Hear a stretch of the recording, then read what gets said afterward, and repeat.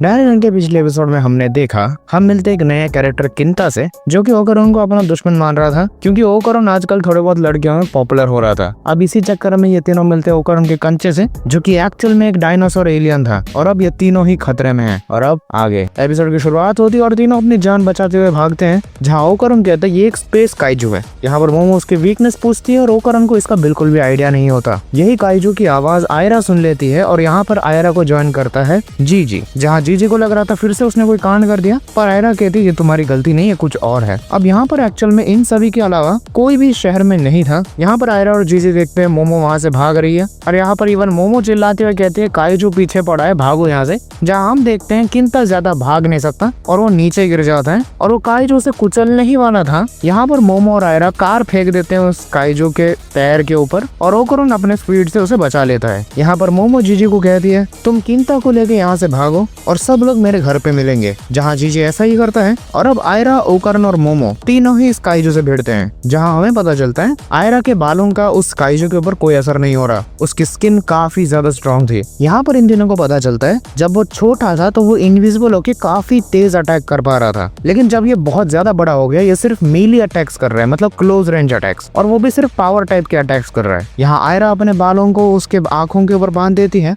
लेकिन यहाँ पर ये काइजू अपने हॉर्न्स को एक जगह लाता है और वहां से शॉक वेव पैदा करता है, जिसके कारण आयरा को पीछे हटना पड़ता है। मतलब ये काइजू लॉन्ग रेंज अटैक्स भी कर सकता है अपने शॉक वेव से। यहाँ पर आयरा अपने बालों की मदद से कार को पकड़ती है और सीधे उसके मुंह पे दे मारती है। अब यहाँ पर उस काइजू के ऊपर इतने हेवी हिट्स का असर हो रहा था, जहाँ मोमो भी अपने साइकिक हैंड से उसके पैरों पे दे मारती है एक और कार, और वो काइजू लड़खड़ा के गिर भी जाता है। यहाँ पर मोमो थोड़ा बहुत सेलिब्रेट कर ही रही थी कि वो काइजू अपने पूंछ से ही उन दोनों को उड़ा देता है। अब मैं तुम लोगों को बता दूं, ये जो लड़ाई चल रही थी इसी के बीच में मोमो और आयरा के बीच में काफी ज्यादा बहस हो रही थी, क्योंकि आयरा चाहती थी कि उसे सब लोग लीडर समझे और इवन मोमो उसे लीडर बुलाए, और मोमो भी लाइक जाना मैंने बुला रही। तो ये सारी कॉन्वर्सेशन में कवर नहीं करने वाला, बेकार में वीडियो लंबी हो जाएगी। यहाँ इवन आयरा मोमो को चिढ़ाती है तुम इसीलिए गिरे क्योंकि तुमने मुझे लीडर नहीं बुलाया। यहाँ पर आयरा एक बढ़िया मूव इस्तेमाल करती है, वो अपने बालों को फैला देती है। एक एंड कनेक्ट होता है एक बड़े से टावर पर और दूसरा एंड कनेक्ट होता है एक बिल्डिंग पर, और अब अपने बालों की मदद से पूरी की पूरी टावर को खींच के उस काइजू पे दे मारती है। यहाँ पर आयरा फिर से मोमो को चिढ़ा रही थी, ऐसे ही लीडर्स मूव करते हैं, ऐसे देखो लड़ते हैं, और ये लीडर वाली हेगड़ी ज्यादा देर तक नहीं चलती। वो काइजू आयरा को पकड़ लेता है, लेकिन मोमो उस पे कार वगैरह फेंक के उसे डिस्ट्रॉय कर देती है और आयरा उसके हाथों से बच निकल के कहीं और छुप जाती है। इसी गुस्से में काइजू यहाँ वहाँ के सारी की सारी बिल्डिंगें तोड़ने लगता है और गुस्से में पूरे के पूरे रोड में बिजली भर देता है, और इसी वजह से मोमो और ओकरोन भी गिर जाते हैं। यहाँ पर मोमो वक्त रहते अपने साइकिक शील्ड की मदद से उन दोनों को बचा लेती है। जहाँ ओकरोन को अभी सारी बातें समझ में आ रही थी, ये बस एक फिक्शनल स्टोरी है तो मैं बता रहा हूँ। ओकरोन के हिसाब से जब डायनासोर्स एक्सटिंक्ट हुए तो किसी फेनोमेनन की वजह से कुछ डायनासोर्स बच गए और स्पेस में चले गए। वहाँ पर उन लोगों के पास ऐसे एक्स्ट्राऑर्डिनरी पावर्स आई और इसीलिए इन सबको स्पेस काइजू कहा जाता है। मतलब ये बेसिकली डायनासोर के डिसेंडेंट्स हैं बट मोर एडवांस्ड वाले। अब यहाँ ओकरोन बताता है अगर किसी तरह हम उसके बिजली वाले पावर सोर्स के पास पहुंच जाए तो शायद उसे हराया जा सकता है। यही बात सुन के आयरा कहती है मैं उसे डिस्ट्रॉय करती हूँ, और वो अपने फ्लेक्सिबिलिटी की वजह से वो सारे के सारे इलेक्ट्रिक शॉक्स को डॉज कर पाती है। यहाँ पर मोमो भी उस बड़े से बीम को पकड़ती है और जैसे बेडशीट को झटकाते हैं ना वैसे झटका देती है, और इस काइजू की बीम उसी को लग के वो बेहोश हो जाता है।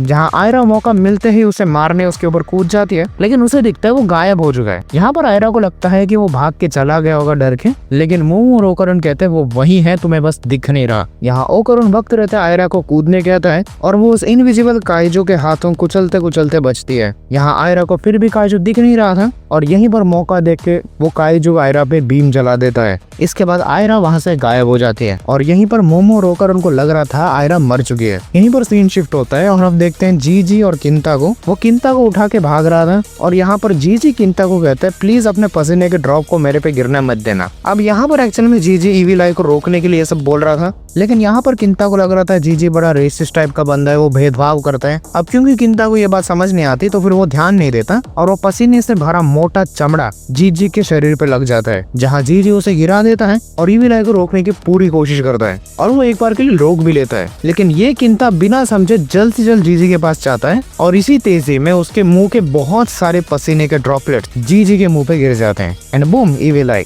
यहाँ इविल आई का चेहरा किंता पहचान पा रहा था। यहाँ इविल आई किंता को कहता है चला जा वरना यही मार दूंगा, और वो इसी गुस्से में जीजी का बैग ही फेंक देता है। अब इस इंसिडेंट को याद रखना, जीजी का बैग को फेंकना ये बाद में हमें देखने को मिलेगा, और एक्चुअल में इविल आई ने सही काम भी किया उसके बैग को फेंक के। यहाँ इविल आई किंता से पूछता है कि मोमो कहाँ है, जिसपे किंता कहता है तू भूल गया क्या। मोमो ने हमें बताया उसके घर पे मिलने के लिए। इस पे इविल आई को लगता है आज फाइनली वो दिन है जिस दिन ओकरुन इविल आई से लड़ेगा, और वो बड़े ही एक्साइटमेंट में मोमो के घर की तरफ चला जाता है। अब यहाँ पर सीन फिर से उसी काइजू पे शिफ्ट होता है, जहाँ हम देखते हैं आयरा अभी भी जिंदा है और वो काइजू से फाइनल ब्लो से खत्म करने ही वाला था, लेकिन ओकरुन मारता है फुल थ्रॉटल और उसे बचा लेता है। लेकिन अब यहाँ पर एक बहुत बड़ी प्रॉब्लम थी, ओकरुन ने अपने दोनों ही फुल थ्रॉटल यूज कर लिए और अब वो ट्रांसफॉर्म नहीं कर सकता। यहाँ पर मोमो किसी तरह ओकरुन को बचा लेती है और हवे में ही काइजू उन दोनों को मारने की कोशिश करता है। लेकिन तभी एक चमत्कार होता है, जीजी का वो फेंका हुआ बैग सीधे आके काइजू के मुंह पे लगता है और इन दोनों को ही भागने का मौका मिल जाता है। यहाँ मोमो किसी तरह दोनों को ही हवा में तैराते हुए अपने घर पर पहुंचती है, लेकिन यहाँ ओकरुन को लग रहा था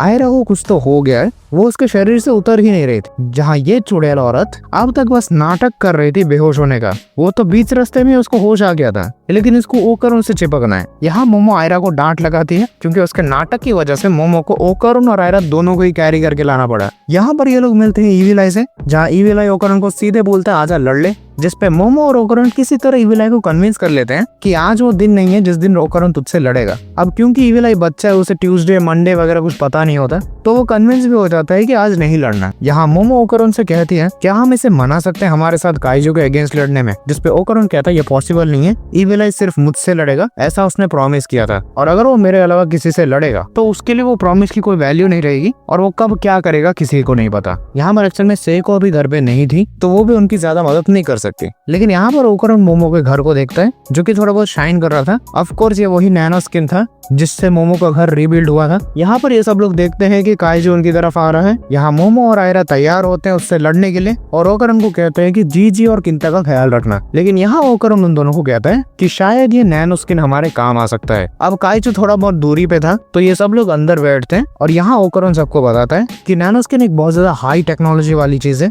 और जो हम इमेजिन करते हैं ये उसी का शेप ले लेती है, तो शायद हम कुछ बहुत ही बड़ा इमेजिन कर सकते हैं और शायद उसकी मदद से उस काइजू से लड़ा जा सकता है। अब क्योंकि मोमो का पूरा घर ही नैनो स्किन से बना था, तो ओकरुन का आइडिया काफी सही बैठ रहा था। जहाँ ओकरुन टेबल को छू के ये इमेजिन करने की कोशिश करता है कुछ तो बड़ा, लेकिन उसकी इमेजिनेशन स्किल इतनी ज्यादा पावरफुल नहीं थी और वो पूरे के पूरे घर को ही डिफॉर्म करने लग जाता है। जहाँ ओकरुन की वजह से ये सब लोग उसी घर के नीचे दब के मरने वाले थे, लेकिन किंता ओकरुन को कहता है कि ऐसा मुझ पे छोड़ दो। अब किंता क्योंकि एक साईफाई टाइप का बंदा था, तो उसकी इमेजिनेशन स्किल काफी तगड़ी थी, तो वो उस घर को छूता है और वो पूरा का पूरा घर ट्रांसफॉर्म होने लगता है। यहाँ पर किसी को समझ नहीं आ रहा था घर के साथ चल क्या रहा है, और सडनली सब लोग उसी फ्लोर के नीचे गिरने लगते हैं, लेकिन मोमो ऊपर उड़ने लगती है। जहाँ एक्चुअल में हम देखते हैं ये पूरा का पूरा घर एक बहुत ही बड़े रोबोट में बन चुका था, और ये सब लोग डिफरेंट रोबोट के कंट्रोल सिस्टम कंपार्टमेंट्स में थे, इसलिए सब लोग अलग अलग जगह थे। अब यहाँ पर किंता ने कुछ पावर एडजस्ट टाइप का रोबोट इमेजिन किया था, लेकिन वो रोबोट बुद्धा जैसे दिखने लगता है क्योंकि मोमो भी उस घर के कांटेक्ट में थी, और जब ओकरुन ने कहा कुछ बड़ा सोचो तो मोमो ने बुद्धा को सोच लिया। अब किंता इस रोबोट का नाम देता है ग्रेट किंता बोधिसत्व। बड़ा ही अजीब सा नाम है, पर अब प्रॉब्लम टली नहीं है, इन लोगों को ये रोबोट चलाना नहीं आता। और क्या, एपिसोड यहाँ पे खत्म। तो अगला एपिसोड लास्ट एपिसोड होने वाला है और ये किसी तरह इस काइजू के साथ भिड़ेंगे। अब मुझे क्वेश्चन इस बात की आ रही है कि रोबोट के एक कंट्रोल कंपार्टमेंट में इविल आई बैठा है जो कि लिटरली बच्चा है, उसको घंटा नॉलेज नहीं है रोबोट क्या होता है, तो वो कैसे चलाएगा। तो देखते हैं अगले एपिसोड में ये लोग कैसे लड़ते हैं काइजू से। उसके लिए तुम्हें डैन डैन का आखिरी एपिसोड देखना पड़ेगा जो कि आ रहा है अगले थर्सडे। तो बस आज के लिए इतना ही, मैं मिलता हूं तुमको किसी और वीडियो में, तब तक के लिए गुड बाय।